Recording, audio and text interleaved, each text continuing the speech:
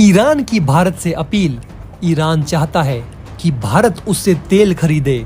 Iran ने भारत से कहा, हमारे साथ भी फॉलो करो रूसी मॉडल। आखिर क्यों आई ईरान को भारत की याद? फ्रांस की विदेश मंत्री ने दिया भारत को कौन सा तोहफा? क्या भारत और फ्रांस में पूरी होने वाली है राइफल की डील? और अब तक कहां मुंह छुपाकर बैठे थे चीन के राष्ट्रपति शी जिनपिंग? क्यों 2 साल से नहीं किया किसी भी देश का दौरा? आइए दोस्तों, आपको एक एक करके इन सभी खबरों के बारे में बताते हैं।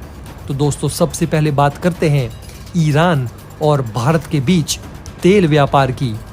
दरअसल दोस्तों, ईरान चाहता है कि भारत फिर से उससे तेल का व्यापार शुरू कर दे और इस मुद्दे को उठाने के लिए ईरान एससीओ के मंच का सहारा ले सकता है। लेकिन देखना ये होगा कि क्या अमेरिका के प्रतिबंधों को दरकिनार करके ईरान की दरख्वास्त सुनेगा भारत या नहीं।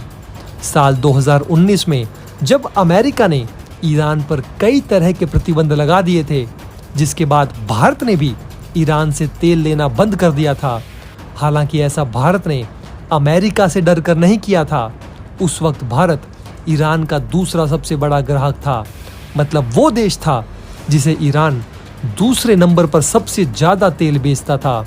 यही वजह है कि अब एक बार फिर से ईरान को अपने सबसे बड़े ग्राहक की याद आ रही है और इस याद में ईरान इतना तड़प रहा है कि उसने भारत से एक बार फिर अपना तेल खरीदने की अपील की है।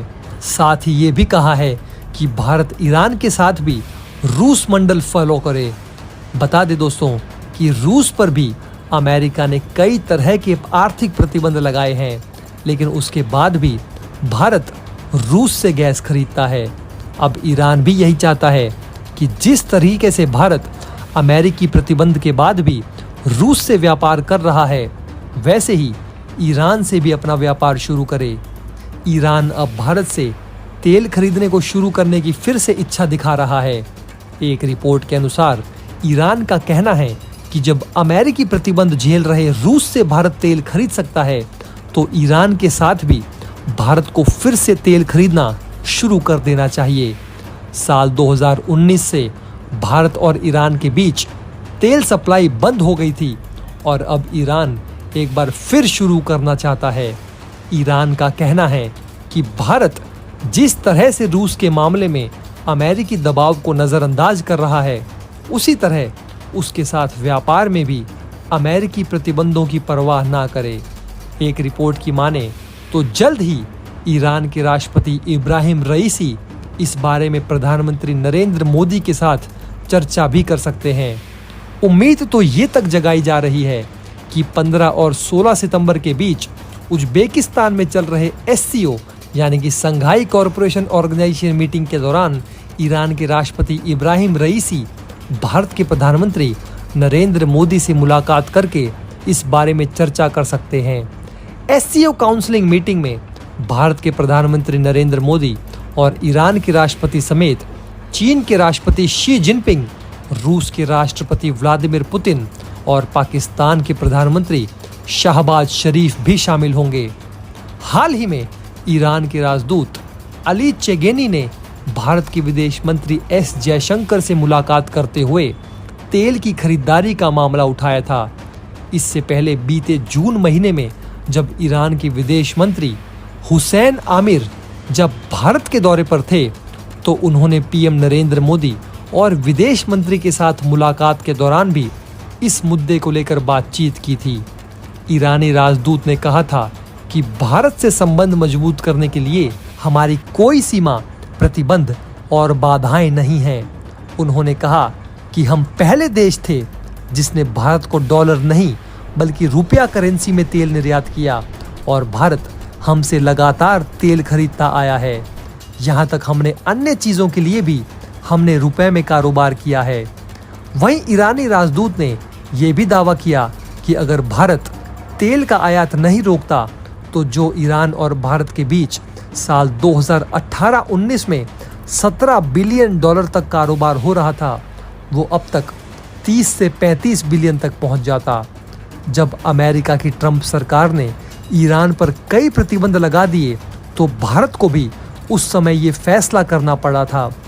उस समय अमेरिका और ईरान के संबंध इतने ज़्यादा बिगड़ गए थे कि राष्ट्रपति ट्रंप ने ईरान परमाणु डील से बाहर होने का फैसला कर लिया था। तेल सप्लाई रोकने को लेकर उस समय ईरान ने काफ़ी नाराज़गी दिखाई थी।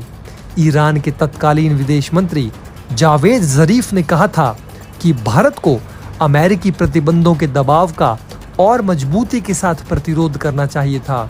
ईरान ने उस समय कहा था कि भारत को अमेरिका परेशान कर रहा है और हमसे तेल नहीं खरीदने दे रहा है।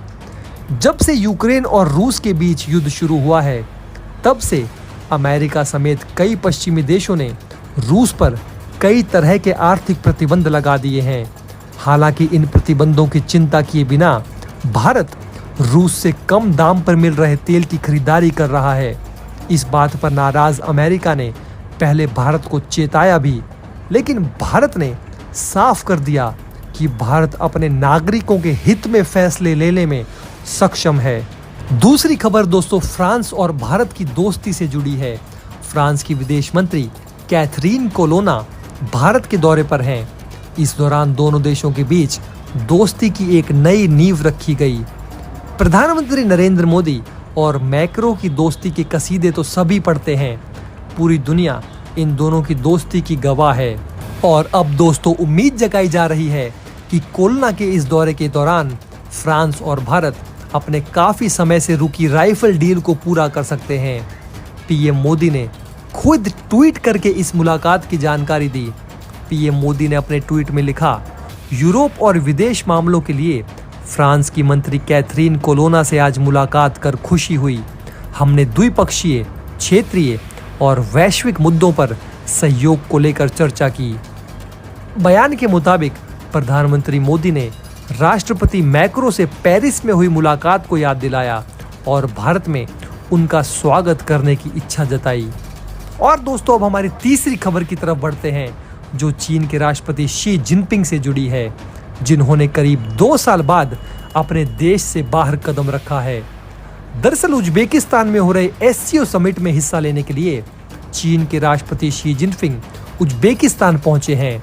और आपको ये भी बता दें कि जब से कोरोना शुरू हुआ है, तब से लेकर अब तक जिनपिंग किसी दूसरे देश की यात्रा के लिए नहीं पहुंचे हैं। सही माने तो डर तो इसी को कहते हैं। हालांकि ये डर था या चीन का अपनी करतूतों पर से मुंह छुपाना, ये तो सिर्फ चीन ही जानता है, क्योंकि पूरी दुनिया कोरोना जैसे वायरस को फैलाने के पीछे चीन का ही हाथ बता रही है। साथ ही ये भी कह रही है कि ये वायरस चीन ने ही फैलाया है। फिलहाल इस वीडियो में दोस्तों इतना ही, लेकिन जाते जाते आपसे हमारा यही सवाल है कि क्या भारत को ईरान से तेल खरीदना फिर से शुरू कर देना चाहिए या नहीं? कमेंट बॉक्स में दोस्तों हमें ज़रूर बताइए। जय हिंद।